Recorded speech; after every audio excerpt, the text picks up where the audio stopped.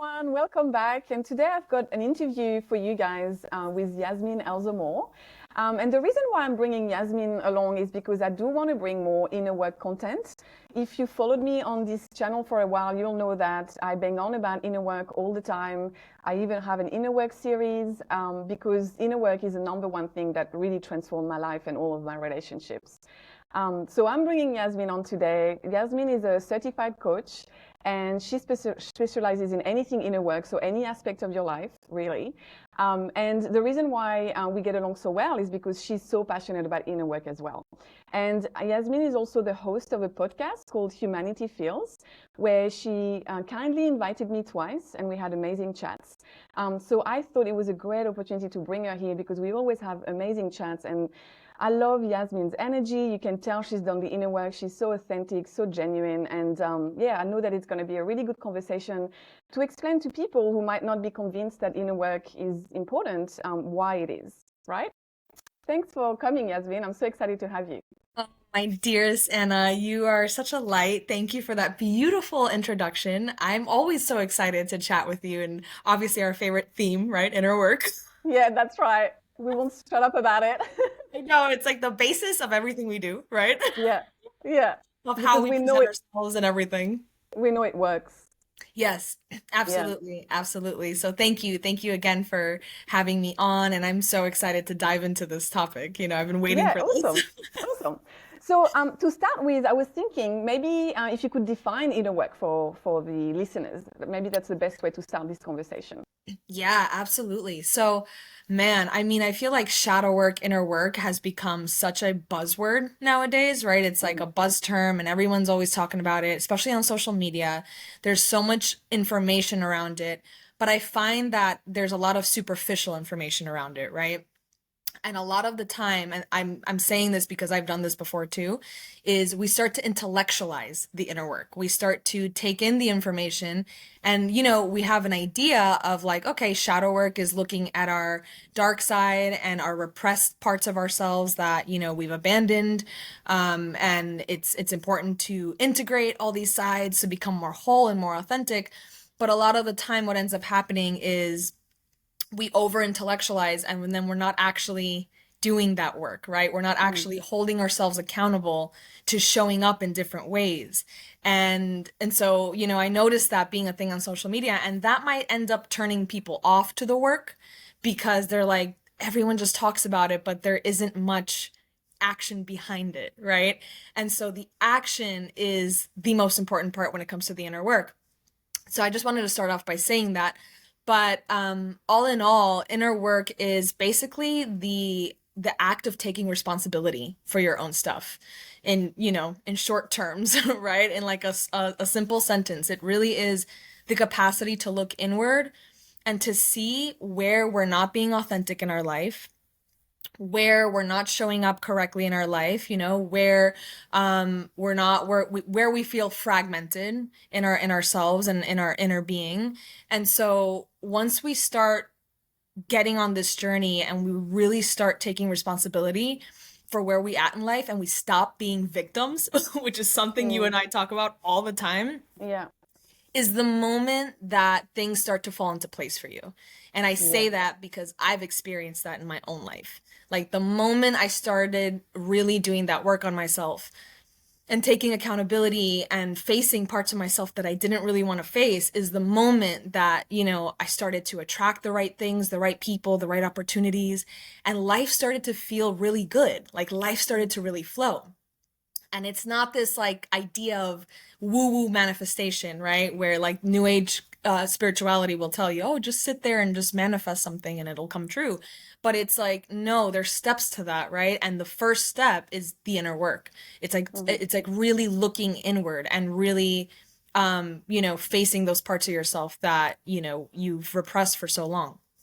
Wow, that's such a good explanation because yes, I agree. Like when I shifted from blaming Yeah. and looking externally at what I was facing to actually why am I here and what can I actually work on, which is basically all you can control. You can't control what others do. Everything shifted. So I love that Absolutely. explanation. It's perfect. Um, Thank you, my so love. that's a perfect segue actually for you to tell us like how you even started with this. Often it's not as if we feel like we have a choice. We're often forced into it. So I'd love to hear your story. Yeah, I always say, this journey found me. I didn't seek this journey. The journey seeked me out, you know? Yeah. And you're right. You do like there's always a catalyst, right? There's always something that happens in your life that like pushes you into this path. And for me, I at 21, I had a spontaneous spiritual awakening. You know the story. I've told you this before. Hmm. And yeah, I was at a point in my life where I was very unhappy, like deeply unhappy with just my state of being. I was unhappy with the relationships in my life. I was constantly working, burning myself out. I was working like three different jobs at the time. I was making tons of money, thinking that that was what life is about, right? Hmm. Being programmed into this hamster wheel that the matrix tells us to stay on, right? Like you must do this and make money and pay your bills and, you know, be on this like monotone journey that is ultimately not fulfilling. And I ended up having like a spontaneous panic attack one night while I was watching a movie, and that kind of spiraled me into facing my reality, you know? And it was really weird because nothing externally happened for me to do that. It was just very like inward, right? And so at the time I was in an unhealthy relationship, also a romantic relationship, and I started to realize that this wasn't the right partnership for me, and there was a lot of tension, there was a lot of fighting. We already weren't seeing eye to eye, and after that breakup, I chose to dive into the shadow work, right? I really chose to like look at my stuff, look at my flaws. That was like the breaking point. Like, yes, I went through that awakening and, you know, I was like really reevaluating all the things in my life, but then that breakup was like boom. Like Hmm. that just solidified the fact that I was in the wrong place and that I really needed to dive even deeper than I already was. You know, and so once I broke up with my partner at the time, I, you know, realized I want to help other people do the same. And I want to continue doing this work on myself. I desire to learn more about myself and dive to the deep end, you know, just we've talked about that before too, where we love the deep end, you know, the underworld is where it's at, right? Yeah. And I've learned that the deeper I go, the higher I rise. And that Mhm. has been, you know, the greatest like feeling of being in my power, you know, is being able to take that responsibility, to really do that work, and to really be honest with myself about where I'm at and what I want out of life, you know? A lot of the time we don't even sit to think about what it is that we want. We're Mhm. just programmed to, you know, think that we want certain things because everyone else is doing it, because of the herd mentality, right? But then we don't sit and think, does this resonate with me? Is this even my path? Is this even unique to me? Like, do I feel a strong pull to doing this? Is this one of my greatest desires? So I had to ask myself all of that. I had to be honest with myself. And I'm not going to say that it was easy. Mhm. Okay, it was challenging. It was very difficult and it brought on a lot of grief, which is a big part of this journey as well. When you start doing the work, this is not like yay, fun, rainbows and butterflies, like new age spirituality will have you thinking that everything's fun and love and light. No, there's a lot of heaviness, grief, density that comes with this because you're shedding. You're Mhm. shedding layers of yourself and you're becoming someone new. And you're, you know, stepping into a brand new version of yourself, and that's painful. It's painful for your ego, you know? It's like you really are stepping into a new identity, which means you're going to let go of old relationships, you're going to let go of old friendships that don't resonate, you're going to let go of like old jobs and opportunities and mindsets and beliefs and ways of, you know, behaviors, ways of being. You become a completely new person and you become Yeah. totally transformed. So there's so much grief that comes with doing this work on yourself, but it's so worth it. It is so worth doing that. It's so worth being in that fire with yourself and facing yourself. Because Mhm. out of this, like I said, is the light. And you have to go through that dark to get to the light. Yeah. I love what you said about like the deeper you go into yourself is actually the higher you rise in your power because it Yes. is an empowerment journey. Yeah. But true power actually comes from the depths of yourself, like really being honest Absolutely. with yourself, facing yourself. And the grief, I feel like for me, has also been about grieving all the ways that I've let myself down, right? Because yes, we've been programmed to make these choices, but you need to feel that grief. You will Yeah. need to feel that anger towards yourself. And also, one thing that I want to say is that it's never too late to start. No. Obviously, the longer you wait and, the older you are, the harder it becomes because you're so much more embedded. You've added kids to the mix. Yeah. You're so much further into your career and all of that stuff. But it's just never too late. And one thing that I've realized, and I know we spoke about this before, is that once you make the intention to start on the journey, the path unfolds. So it's not as Yeah. if you're going to have to figure everything out. As long as you have the intention to face everything, to see the truth, to align to the truth frequency, then you will find a way. Magic will start to unfold. Things will start to pop up, like certain people, certain opportunities. So it's important to also realize that even in the depths of that darkness, even in the depths of feeling all that grief, there is light. It Yes. might be that person or that podcast that you find that's going to inspire you. And 100%. so, yeah, like it's you don't have to figure everything out on your own. Yes, you are supported and you're guided. And, I think that's where surrender comes in, right? Which is, again, a very difficult thing to do. It's easier said Mm-hmm. than done. Just surrender. And you hear that all the time, just Yeah. surrender, right? But Yeah. and surrender is like it's not passive. It's an active thing that you do constantly. Like you have to constantly remind yourself, like, let me let this go. Let me just allow things to happen. Let me allow things to unfold because we're so used to controlling things. We're so Mm-hmm. used to trying to handle things, right? And trying to have things, work in our favor and all that stuff. And we're human. We don't, humans obviously are very uncomfortable in the unknown. And we can all agree that being in an unknown space can be very scary and very Mm-hmm. threatening to the ego. And change is also very threatening and very scary. But the more we lean into that, and I've been in that state for like the past couple of years, like learning true surrender, the more we lean into our light, because we Mm-hmm. allow for things to unfold. We allow for life to show up for us rather than us trying to chase life and trying to do things and trying to go against the current. We let life surprise us and we let life bring that magic, like you said, right? There's so much Mm-hmm. magic in that. And we allow life to kind of bring that to us and show us, like, look at these opportunities, look at these people, look at these relationships that are coming into your life just because you've chosen to face yourself and to be honest Yeah. with where you're at. Yeah.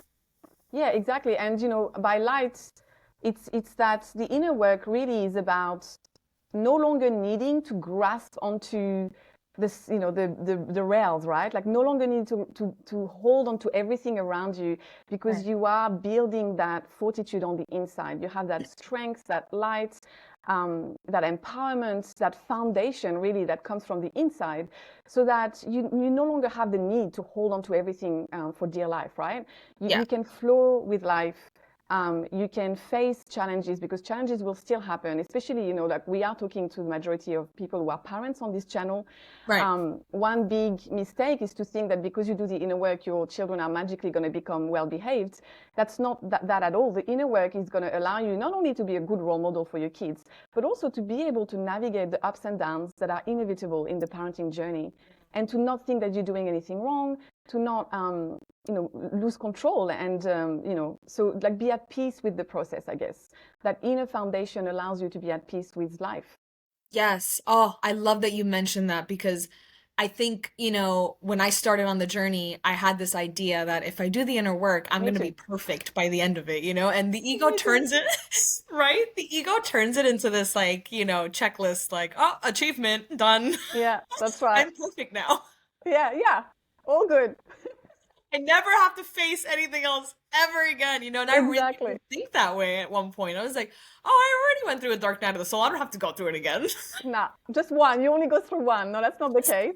Yeah, That was like little 21-year-old me was like, oh, I'm done. Like, I'm out of that. yeah. Lo and behold, I got hit again a few years ago. It's such a humbling experience, isn't it? So humbling and so funny how we Yeah. really think that, oh, we've gotten to this point of we're finished.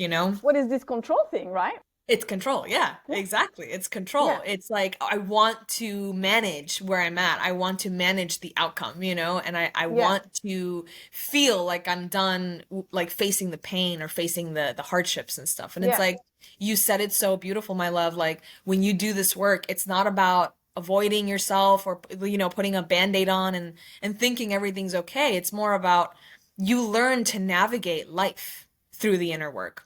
Yeah. Things are still going to happen. You're still going to have challenge. I still have challenges. I still have, beliefs that I'm like, fighting with and struggling with, and I still have internal conflicts with like my identity and who I am and how I want to show up. Like there's no perfection. Like no one's perfect. No one gets to that point of Yeah. I've fixed something. Sometimes certain triggers will come right back up. You thought you figured that out and it's going to come up again when you're in a romantic relationship, especially in romance. Yes. Especially Oh, when yeah. you're in romance, that's where you Yeah, but really see yourself. there's only so much you can do on your own. And also, I mean, the inner work journey, the healing journey, the shadow work, whatever, there's just so many ways to express the same thing. It's the bulk of it so that you face the biggest challenges, the biggest shadows, I guess, and you build that inner trust, that foundation. But Right.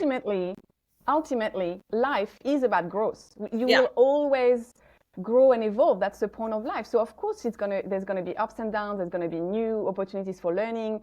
But that I don't really see that as inner work. Like the inner work for me is the bulk to Yeah. build that foundation. So then you can actually enjoy the ride of life. Yes. Yes. Beautifully said. Beautifully said. Exactly. It Yeah. creates a strong foundation, Yes. and it also creates like this capacity to understand your identity more. I feel like for Mm-hmm. me, the inner work has helped me learn more about myself and become more of who I am.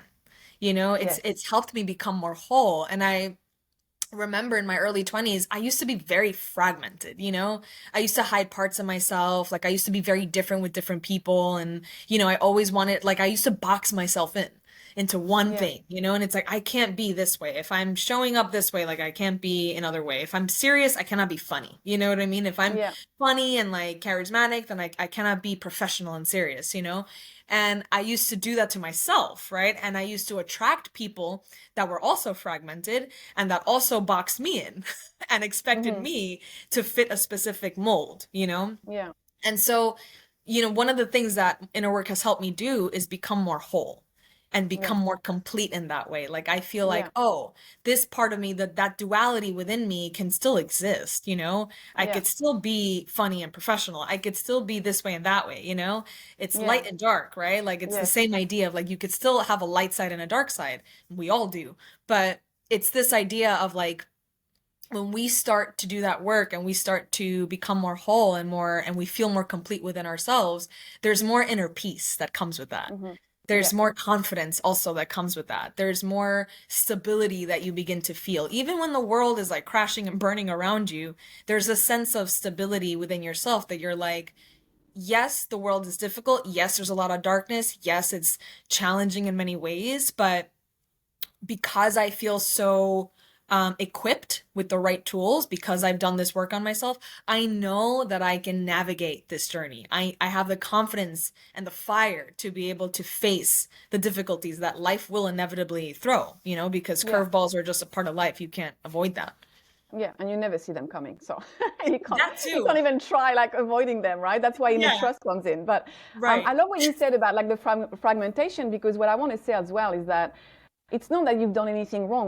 Society has done the same for everyone, and it's Exactly. not just childhood trauma as well. It's not No. just your parents. It's society as a whole. We've been programmed that way, and so inner work frees you, it deprograms you, so you can actually take stock and become more conscious. You're not sleepwalking anymore. You're like, okay, what do I actually want for my life, and Yeah. make those changes. So I love that you Yes. mentioned that, and also you mentioned that you were attracting people who were fragmented as well. And it's so interesting because when you start doing the inner work, the caliber of people that you attract actually changes as Yes. well, right? Yes, It's for not as sure. if you can control everything that comes your way because you're going to magnetize everything, but that's what I've noticed as well. Like the caliber of people I'm attracting in my life now is just because I'm so attuned to my own energy, and there's a certain thing that I won't tolerate anymore. Right. It just, you can really see it manifesting in your life with the caliber of people you attract. Absolutely, my love. I was so funny you mentioned that because I was literally thinking about that earlier. I love that we're on the I same can feel wavelength that. as we Yeah. always are. But I thought about that earlier. I've been reflecting a lot on just the people that are currently in my life right now and the people that have entered in, like you, right? Other friends that, are like newer in my life and that you guys have shown me so much about myself and you guys are just again that caliber, right? Of the people that I've always wanted to manifest, the people that I've always desired to have as my tribe. Mm, And one thing that I noticed was the people in my life hold me accountable to a certain standard. mhm, And I never had that, right? Like in my 20s, before doing the work on myself, I used to be very conflict avoidant. I used to just not want to dive deep into my connections. Like I kept everything very superficial because it was scary to dive deep with people, and that means that you're going to have to face yourself. You're going to have to take, accountability. You might clash with certain people and have like certain conflicts come up and, all this stuff might happen. And so I would just keep things superficial with people. I was just like, I don't want to dive deep. I don't want to, go too deep with people. I'd rather just stay on the surface. And I would attract people that would ghost, that would just, not really bring value to my life. And at the same time, when I look at that, I'm like, I wasn't bringing value to their life either, So it went mm, both ways because we're all mirrors in certain ways to each other. So mhm. I thought about that earlier and I'm like, now in my life now, after having done that work on myself, I've attracted people that want to face themselves, that want to communicate, that are willing to be more intimate with me, that are willing to hold me accountable and communicate and, have conflict with me, right? Like if I'm doing something wrong or if I upset you or, if something's coming up for you, talk to me about it. Tell me Yeah, what's going on, let's like navigate this together so we can mhm, evolve and grow. And to yeah, me, that's true intimacy. That's yeah, the power of like true intimacy. And, that's the power of evolution, amongst people. It's like, let's grow together. Let's, face our wounds together. Obviously, you feel something coming up. I'm feeling something coming up now, so both our wounds are being activated. And that's like the basis of romantic relationships too, right? But I'm yeah. talking, in general with any relationship. But now in my And life, I feel like I've attracted this like higher caliber, of people. And, it feels really good to be in that place because it's showing me all the work that I've done on myself up until this point. yeah, yeah. And I love that you say, learning to talk to each other and all of that, because to me, it's also not necessarily always about healing any wounds. It's Right. about actually learning relational skills, because it's Ah, the yeah. relational skills that we've never had the opportunity to learn in various toxic relationships. So you finally find people who are willing to do that work. And so it's not really that, it's not always, it happens, right? But it's not always that you're getting triggered about a wound or something. It's Right. also that you're learning to attune to your needs and actually express that and express it Yeah. without being aggressive. And, Yeah. it's like it's actually skills, life skills that we actually need to learn. And one thing that I want to say as well is that, when you say like it's great to have people around you that challenge you and hold you to a standard. Well, that's my kids. So that's the Yes. beauty of having kids, right? Yes. If you follow the healthy middle way of parenting, where you also set a collaborative atmosphere in your family life, you will have kids who won't have any issues telling you where you are not in integrity, when your words and actions aren't aligned, or when you tell them something and you're not doing it. Like my kids are great at telling me that. So that's the sort of atmosphere that I want, though. Like we love each other, we respect each other, but I also want you to tell me because we all have blind spots, right?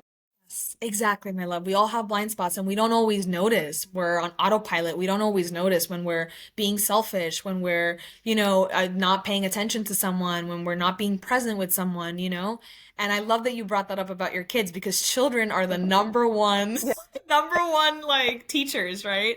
Because yeah. they're so authentic and raw in their Mm, expression and yes. they don't hold back. My nieces are the same way, and my older niece, Leia, the one that's 8, she definitely holds me to a higher standard because when Yeah. I'm not present with her, when I'm on my phone scrolling and she's Hmm. telling me something and I notice that I'm like, I'm not listening to her. She tells me, she's like, you're not listening to me and it really Hmm. hurts. And Yeah, it's that's so amazing. straightforward. And I'm like, oh, my heart is like breaking right now because she's right. I was Yeah. completely in my own world. I wasn't being present with her. And she told me, Yeah. and she was loving about it, but she was also very like expressive and emotional about She it was too. direct. Yeah. Yeah. Yeah. Yeah. I And it love was just that. a simple sentence. You're not listening to me and it hurts.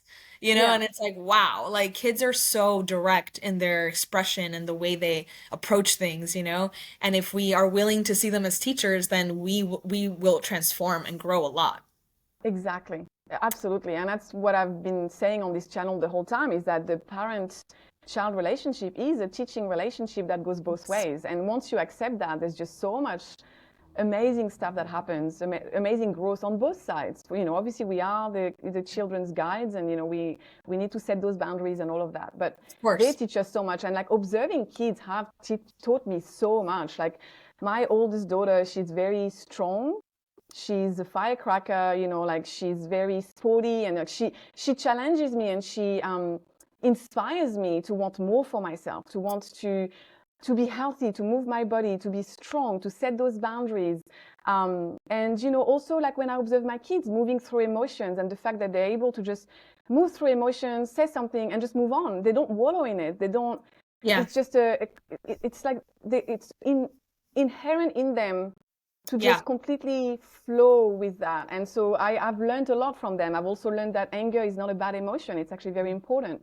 Yeah. We don't have to, obviously express it in unhealthy ways. And that's where I come in, and I teach them that. But it's also very important. It's there for a reason. So there's just so much teaching that happens with just observing kids. If you spend Yes. time just observing them, you will learn so much from them. So I love I that when you know. mentioned It's that. it's it's incredible. Absolutely. Yeah. And you're right when it comes to like certain emotions like anger. We did an episode on my podcast about anger, like, and how empowering it is when we use righteous anger to our advantage. Hmm. And what that even looks like and what that feels like and whatnot. And, we've been programmed to also run away or numb these emotions, whether it's jealousy, sadness, grief, anger, like all these emotions that feel a little bit heavier, that are a little bit harder to move through. And those are like the most powerful emotions, because when we Yeah. transmute that and we know how to transmute it, we know how to use it to our advantage and alchemize it, that's where, our greatest power lies. Hmm. Sometimes we don't realize that, and we think that, oh, if I run away from my anger or my jealousy and I don't face it, then I don't have to feel the discomfort and it's easier that way. And it's like, no, you're gonna have to at some point face it again. Yeah. So you might as well Yeah. do it. You might as well do it now. And emotions are messengers, right? And for example, anger, like I don't believe that all emotions are valid, but Yeah. they are still messengers. And so anger might actually make you realize that your perception needs to shift. Like you're not seeing something, you're not being fair on something, you're not seeing something like accurately, and you need to work on some cognitive distortions, right? But sometimes anger is there because your boundaries are being crossed, and you need to actually stand up for yourself. So it's still a messenger. It's always a messenger. Yeah. Um, so the next thing I wanted to ask you is that what would you say were the hardest challenges that you have faced on this journey? Oh my gosh. Endless amounts. Endless amounts. Yeah. I would say, um, putting my pride to the side. Putting my Oh. pride to the side and, admitting when I'm wrong about something or when I have to change something. I think that's been, and it continues to be something that I, always am working on, but I know that I can be prideful. That's part of my shadow is I can be prideful. I can be very stubborn, very fixed Hmm. in who I am and my beliefs. And that can be a downfall at times when I'm connecting with someone, or someone's trying to give me feedback on something and I'm like kind of resistant to it, right? So that can be something that definitely gets in the way. But it's again an ongoing practice of learning to see the other person, especially if it's someone that loves you and cares about you. Like obviously, where is the feedback coming from and the intention Hmm. behind the feedback? There's nuance, right? There's nuance to this, but if the person loves you and they're giving you feedback, or they're helping you see a part of yourself, or they're triggering you in some way to do the inner work, where do you have to take that responsibility, right? Like where can you become better? How can you become better? And using that as a tool to your advantage, and not being the victim. Hmm. Not saying, Yeah. oh, woe is me, I'm this way or I'm that way, or this person's like, making me feel a certain way. It's like no one makes you feel a certain way, like we don't give our power away in that sense, but um just being straightforward and honest about where you're at, right? Like what is it? What are my flaws? What are my biggest flaws? Like where do I struggle the most? Hmm. especially in romantic relationships or in other relational areas of life. Where do I struggle the most? Or what do I have to change about myself? What do I Mm. have to let go of? That's another thing. A lot of people, sometimes don't want to do the work of letting go of things because it brings on the grief, brings on the grieving process. And so we hold on to things longer than we should. And Yeah. that's another part where you're like, okay, well, where do I have to let go of certain things or certain behaviors that no longer serve me so I can be a better version of myself? Yeah. Yeah, I love that. I think one of the biggest relational skill that I've learned and I could practice in my last relationship was empathetic listening. And it's just so that you don't listen to answer, you don't Um, listen to respond, you don't listen to blame or to be like I'm right and I'm going to show you, because I was stuck in that for so long. yeah, It's you listen to actually really put yourself in the other person's shoes right. and try to see their perspective. And it's such a massive relational skill that's just so important. And it's like a muscle, like you practice and it becomes easier and easier. And it's something that's so important in your romantic relationship, but to be honest, in all your relationships, and Yeah, with your kids as well, to actually right. really hear like where they're coming from. And because like you said, the emotion might be a buildup of a lot of things, right? Like when the anger comes out, it might not be about, I don't know, the red shoes that your kid doesn't like. It might be like about a lot of different things, and Right. so, or it might be about something that happened at school for them, Right. or like in romantic relationship, it's never really about the dishes that's not being done, right? Like we need Yes. to go deeper. That's the problem. Yes. A lot of the problems that happen in relationship is because we are on a surface level, and we just need to Exactly. go deeper and practice those relational skills, like Yes. learning to listen, to truly listen and hear the person's perspective without taking it personally, without thinking I'm going to respond that, or without making it about me, has Yeah. been life changing. Yeah, that's been one of the hardest things for me too. In like my past romantic relationships, I like looking back, I remember, being in conflict with my partners and I would start to immediately feel reactive and defensive, Mm. if they were expressing something to me or if they were telling Yeah. me something that I was doing incorrectly or that I was like, crossing a boundary of theirs. And I would just immediately start to feel like, oh, he's my enemy now, he's like attacking me in some way. And you're absolutely right. Practicing these relational skills help us not see the other person as the enemy, but Yeah. instead as an ally, as Yeah. someone who's helping us become more of who we're meant to be, Yeah. and they're helping themselves as well in the journey. Yes, exactly. And that's why I think it's a lot more empowering not to think about it as a wound and to think it more as a skill that you've never learned. I mean, like, So our good. parents 30 years ago didn't really know anything about this. Now we have so much information. We understand there's so many books that are available to teach us all this stuff, right? So it's a bit of a different era. And so it's realizing that we haven't learned it. And now this relationship is the opportunity to do it. I'm not talking about abusive relationships. Obviously, you Yeah. can't do that in those relationships. Right, But right, right. if it's a safe relationship and you're going head to head, there must be a place where you can come to where, and it doesn't mean that you have to agree with the other person. You can Right. still listen empathetically and hear their perspective and still think that your perspective is also right. Like two things can be right. And when you Exactly. come to that, there's just so much peace that you can bring to the relationship. Yes, that is such a good point because we forget we're like, oh, someone's got to be right in this Yeah, situation, exactly. There's got to be a Yeah, winner here, and it's like I was not stuck in that. necessarily. Exactly. I was stuck in that. Me too. It's like I'm right, and then my partner, no, I'm right, and I'm like, no, I'm right. And it just Yeah, goes. No one wins. You're both of you are wrong because yeah. no one's winning here. But I love that you brought that up because yes, absolutely.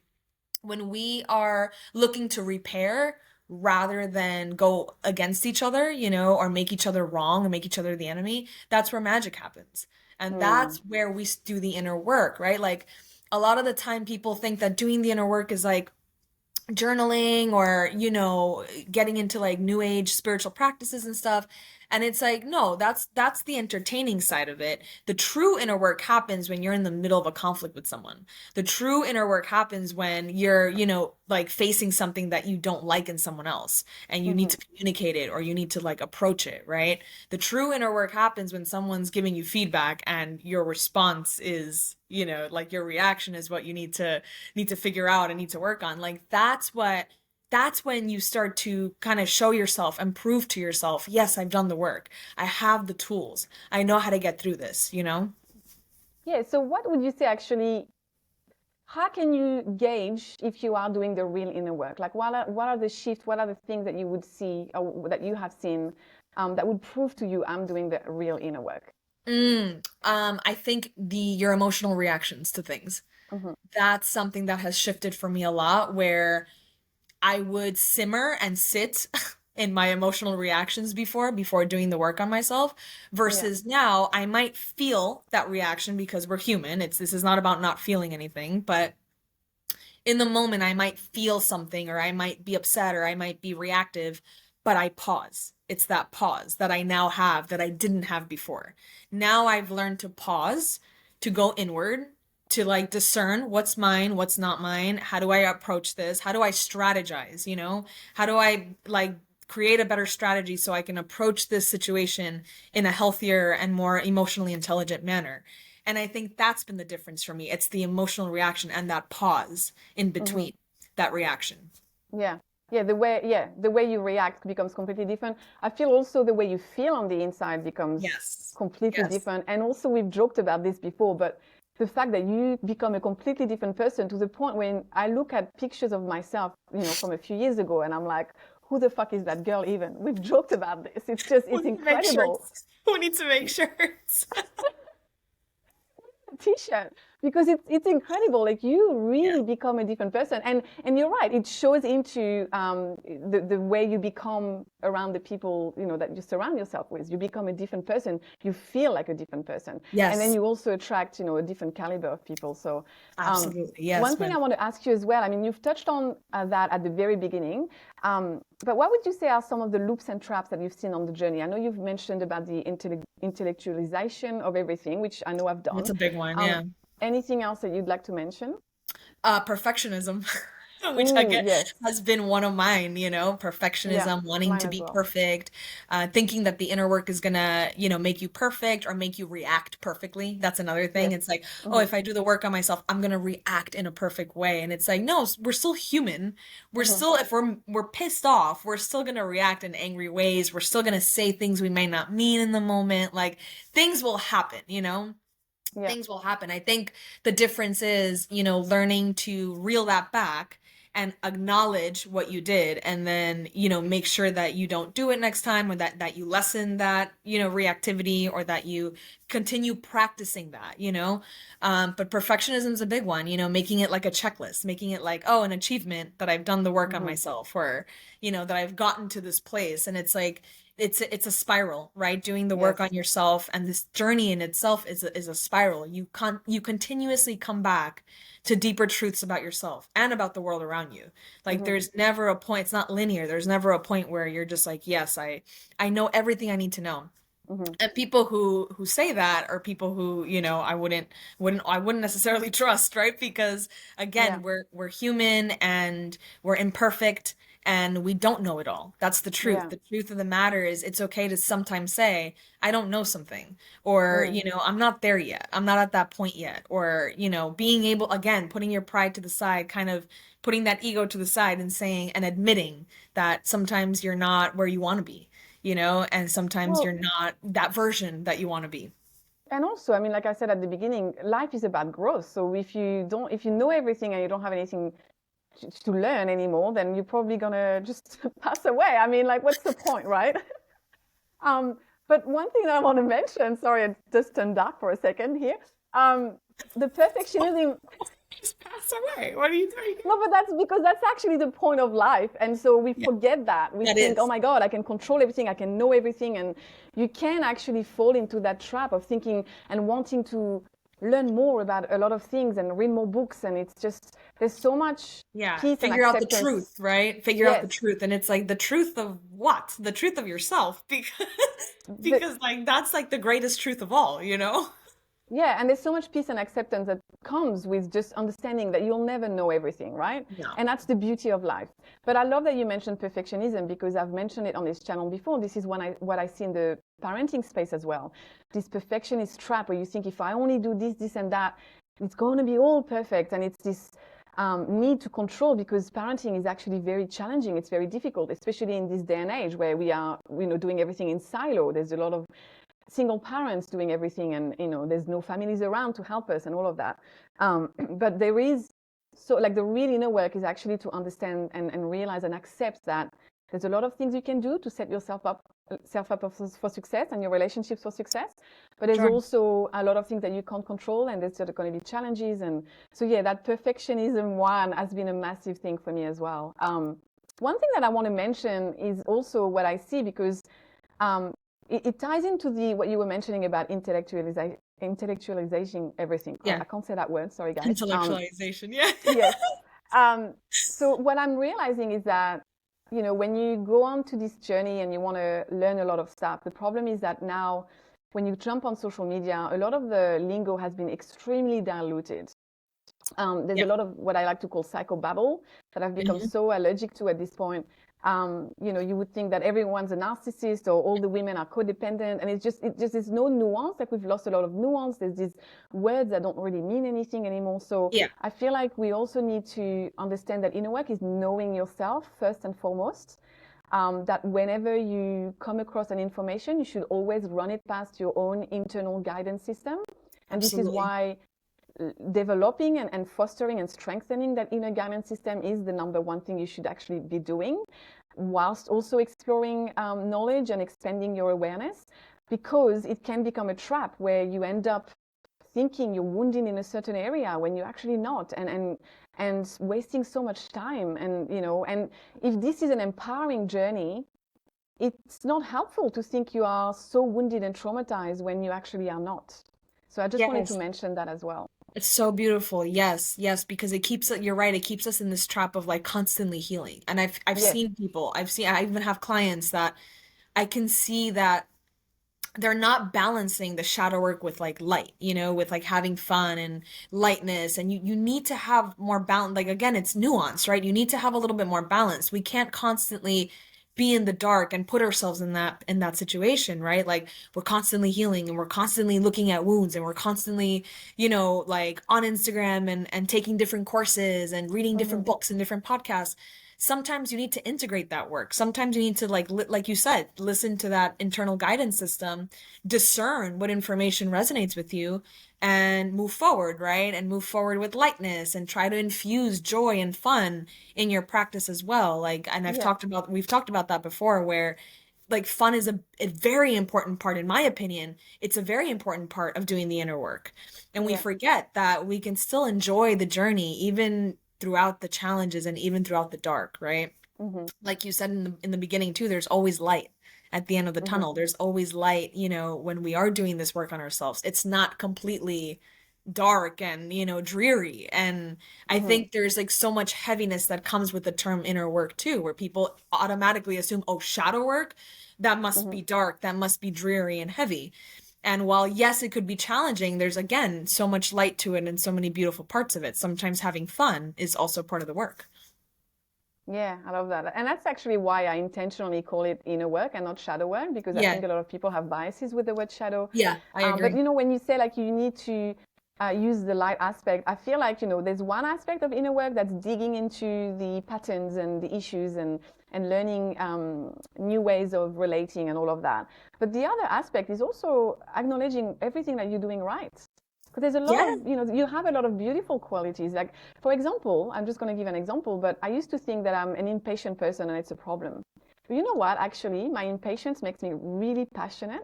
Yes. It means that I will not wallow for too long. I will not like become depressed and hit a rock bottom that's just at the bottom of the ocean before I pull myself up. Like that aspect of me is such a protector. And so it's about balancing that aspect and using it to my advantage. Exactly. So like just an example, because we often think, okay, I've got some flaws, but actually where is this flow helping you in life? It's the body is just so intelligent, and your personality also has some intelligence. So it's not about eradicating everything. And I will never be a really patient person like other people can be. It's just not who I am. It's part of your character, and that's okay. Exactly. So it's understanding what are the patterns and the programs that you can shift, and what's actually your nature. Yes. And balancing that nature and using it to your advantage, because your nature will not, for example, also, I'm a very loving person. I will always be like this. There's nothing I can do to Yeah. be less loving. I don't want to close my heart. I don't No. want to be wary of what I'm going to attract.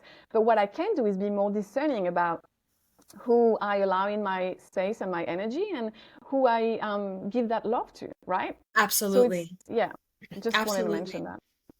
Oh my God, so beautifully said. Yes, my love. That's the golden shadow, right? Like the strengths and the light that Mm, our dark side holds, right? There's always a gift in that. There's always yes, the capacity to shine bright in those areas. And you're right, doing that inner work is not about changing who we are at the core. Like we're not going to change who we are either, you know? we Like can't. We we actually can't. can't. It's Yeah, it's it's our character. Like there's certain things about you that are endearing and unique, and that's not a bad thing, right? yeah. That's like Well, it would be even so even your boring if we quirks.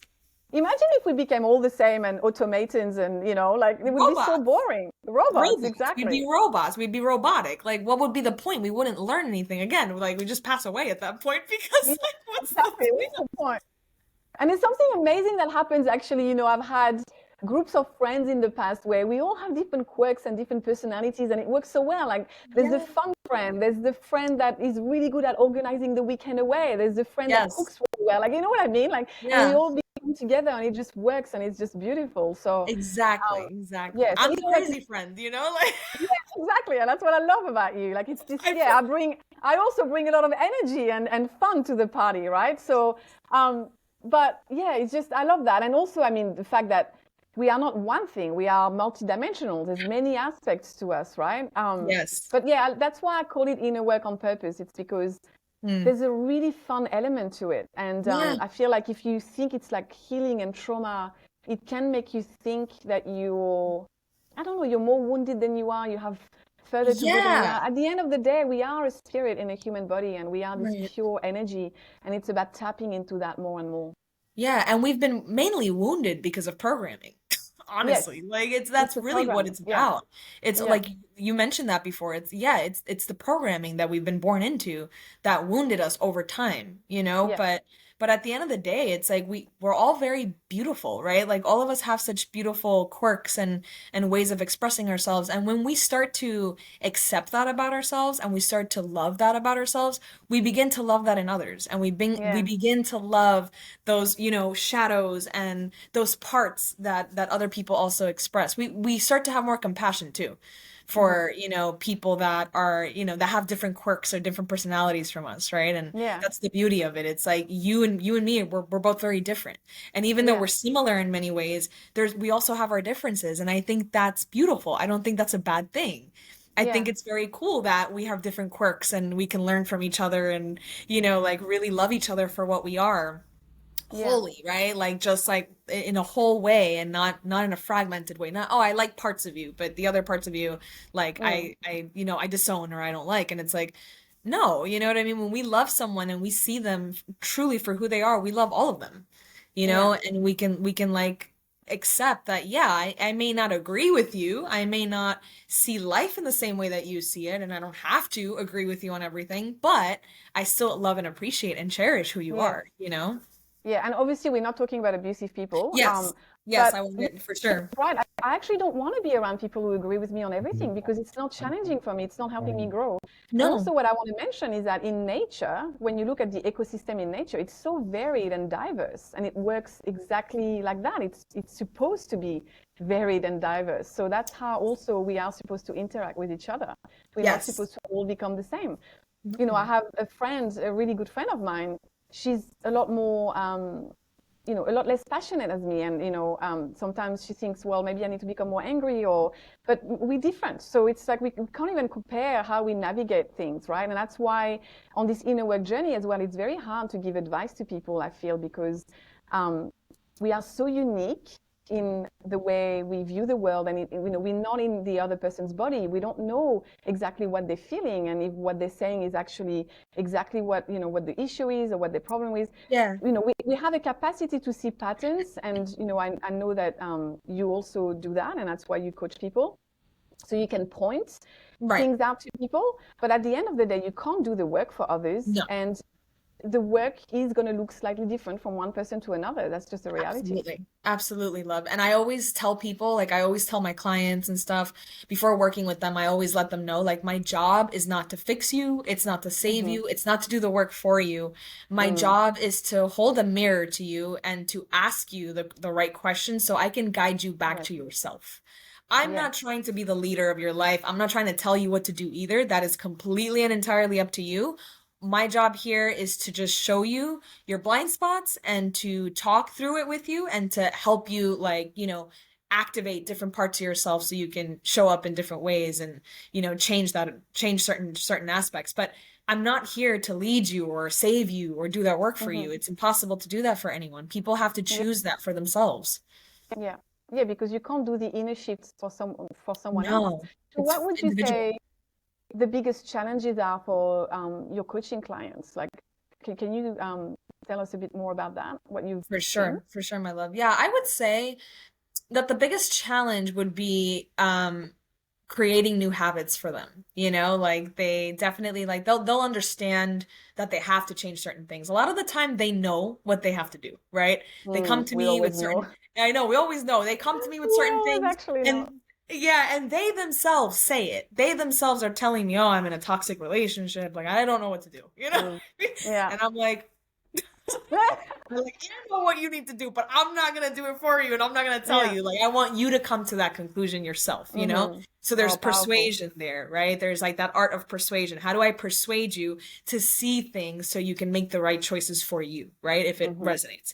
And so a lot of the time people come to me and they say that they don't know. I don't know what to do. And I've been there too, where I go to, mentors and coaches in the past and I'm like, I don't know what to do, but they literally point it out. They're like, well, you just said this, this, and this. So that kind of gives me the impression that you're in a job that you don't like, that you want to leave, you're in a friendship that's draining you, like what's going on there, right? But a lot of the time clients, they struggle with letting go or they struggle with taking that leap and taking that first step. And I get it. I know, especially if you've been in a marriage for many years, which a lot of clients have been, or Mm-hmm. they have families, they have kids, they feel like tied down or they feel like they have to show up and be responsible for their families and whatnot. I understand, I mean, I do and I don't. I don't because I'm not married and I don't have children, right? But Mm-hmm. I understand from their perspective that there's obstacles, right, that they have to overcome. But that again, that is part of the discernment process for yourself and also part of the work is Mm-hmm. making these choices for yourself, prioritizing yourself and feeling into what you need to do, the habits that you need to start implementing in your life. Mm. Yeah, and my biggest advice actually for people who are in toxic relationships um, is not necessarily to leave straight away. And I'm talking toxic, not abusive. Let's make that Right. distinction. Different, yeah. It's actually to do the inner work to build that inner foundation so that leaving that toxic relationship becomes a no-brainer. And Mhm. because like if you leave and you're not ready, it becomes this boulder that you're pushing up the mountain and it becomes this thing that the fear is like unmanageable. But Absolutely. if you work on yourself, you go see a therapist or whoever you want to work with, you do that inner work, you build that foundation, it will, not that it's not gonna be hard, but it will Right. not be as challenging. Yes. And it will become a no-brainer. You will like your energy, like you won't be able to stay with that No. person anymore. Exactly. And I've noticed with clients that that's the point that we get to is over time Mm-hmm. after 3 months working together. Because I usually work with them for at least 3 months. Yeah, After 3 months of working together, I start to see that shift like midway, like yeah. after like a month and a half, I start to see for the most part, not all of them, but for the most part, I start to see more confidence. I start to see the capacity for them to navigate the Mm-hmm. breakup, the inevitable breakup or the inevitable change that they have to do for themselves. Yeah. And that's where, at the end of it, that's where they have already cultivated that foundation, those tools. They have the right tools. They feel safe within themselves where they're not holding on to me or being codependent in that way, but they Mm-hmm. know what they need to do. They know what needs to get done and they go ahead and they end up doing it. So Yeah. a lot that's usually the part where I'm like, yeah, I'm celebrating Yeah. them because they did it. They took the leap, and Yeah. they stood up for themselves. They didn't abandon themselves. And Mm-hmm. that's like the most beautiful part for me, especially as a mentor. Yeah. It's the best feeling. Yeah. And that's when it's so powerful to actually work with someone, because there's only so much you can see and so much you can do on your own. It's very helpful to actually work with someone to help you, to challenge you, to ask you the right questions, to gift you with a different perspective. You can actually fast track your journey if you Yeah. are working with someone, so with the right person. Yes, and the essence, like work with someone that inspires you. Work with someone Mm, that you see has done that work, that has proven that they've done that work. Someone who, obviously walks the walk and talks the talk, and embodies what they're preaching, right? Like that's another yeah. important part is like when you are in the presence of someone like that, naturally their essence and their energy is going to inspire you to become Hmm. better and rise higher. So that's going to be a big help too in your Yeah. journey, especially as a client. Yeah. Um, $1 million question. Oh, I'm ready. Why do you think that the majority of people are still so reluctant to do the inner work? Oh, that's such a great question because it is a it is a major identity shift. That's why. Yeah. Because doing the work means I have to change my life or I have to let go of things Hmm. that I have been so attached to for so long, And like we mentioned before, humans don't necessarily like change. We're not big on that, and we're not big on being in the unknown. So we have like this cognitive dissonance, right? Which we see collectively also going on with what's happening in the world and stuff. It's this desire to hold on to things, even though we Hmm. know it's incorrect, Not or we working. know that, yeah, we know that it's like not, we're going against the current or it doesn't resonate with us, but yet there's still this desire of like, no, I want to hold on to this because I've attached to this story. I've Hmm. attached myself to these people or this narrative, and a lot of the time that's why people don't let go of certain narratives and certain stories is because it's become a part of them. It's become a Yeah. part of their identity that they Yeah. almost feel like if I let go of that, who am I? And that's a Hmm. scary thing to sit with. Yeah, because you have to face that. I mean, and the longer you wait, the more, you're in a 20-year relationship, you're 50 years old, you've got 5 kids, you've got a mortgage. Like it becomes harder and harder the longer you Yes. wait, right? But I Yes. mean, inner work doesn't have necessarily to be about making all those changes at once. I think that's No. also the misconception. You Mm-hmm. start with yourself. You start with, acknowledging your patterns and trying to change your behavior so you become a better role model for your kids. And you shift little by little. We're not saying like quit your job, leave your relationship, go and Right. sit in the mountain. Like that's not the point. It's Right.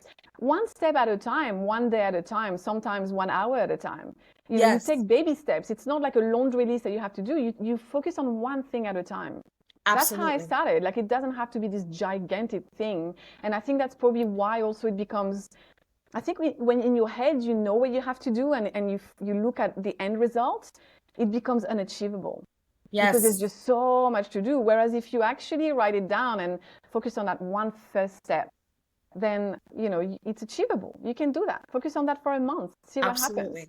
Absolutely. I love that. Yes, absolutely. And same for me. My journey hasn't been one moment to the next. It Mm, hasn't been so like this unfolding of my journey hasn't been, I did everything in one day or in 1 month or even in 1 year, right? Like it's been an ongoing journey of like letting go of things slowly, like mhm. it's been kind of like a slow burn for me. It hasn't really Yeah, been like taking the band-aid off quickly. It's been painful, right? yeah, In many ways, but it's also been very empowering in many ways. But yes, there's been a lot of grief that has come with that for me because it's taken a while for me to get to this point. And it's not always going to be like a quick fix. Like that's not what the inner work is about either. It's not this quick fix where tomorrow my life is going to be perfect because I already know mhm. what I need to change, right? Yeah, Of course, implementing different changes will take time yeah, and different habits will take time too for you to step into. So yeah, that's a yeah, really important point.